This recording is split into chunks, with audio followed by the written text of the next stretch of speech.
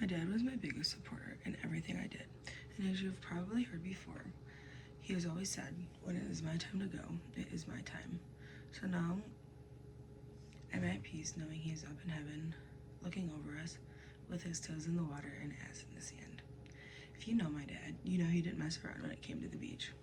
The earliest memories I have is him packing up the car, packing the cooler, grabbing us kids, and going down to Menor Headlands for the day. We would go out, walk down to the water. He would blow up our orange floaties, throw them on us, and we would go out and float in the water.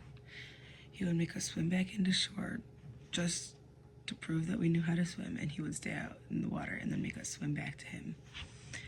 After the water, we would go have lunch out on the beach and search for sea glass. Menor Headlands will always be a sacred place to me because of those memories. As we got older, he shared his favorite beach with us, and that's Fort Myers. We would hear memories of Grandma Smokey and my mom and dad, and if you know the Cracker story, you know.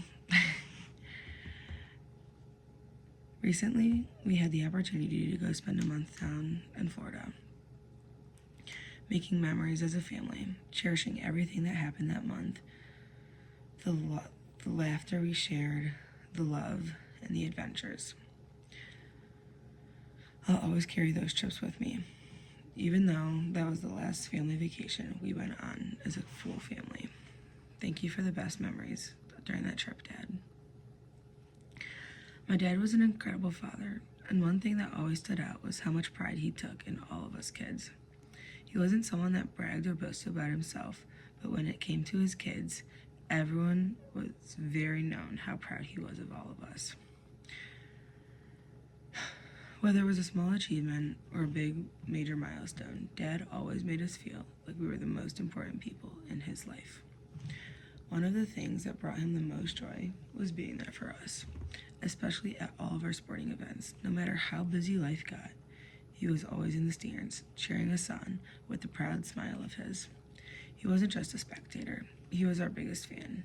He was encouraging us and reminding us to do our best.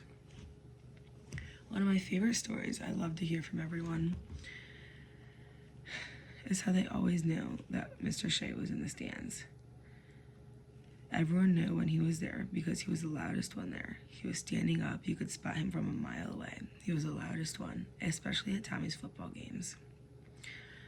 I'm gonna miss you coming to all of our swim events, Dad.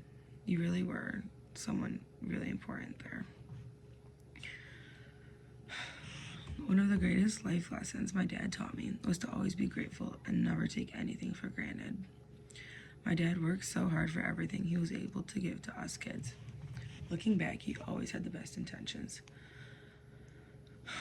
Going forward, I will always be grateful for everything I have and the memories I hold. What I will miss most about having him around is his advice, his jokes, and his constant presence being there for us. There's a hole in my heart that will never be filled.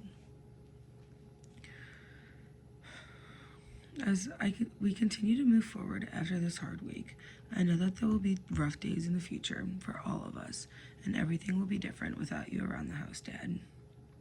But I think I can speak for us kids. We will try very hard every day to do our part, knowing now that the floor guy, the towel guy, and the cook, well, kinda, of the house isn't around anymore.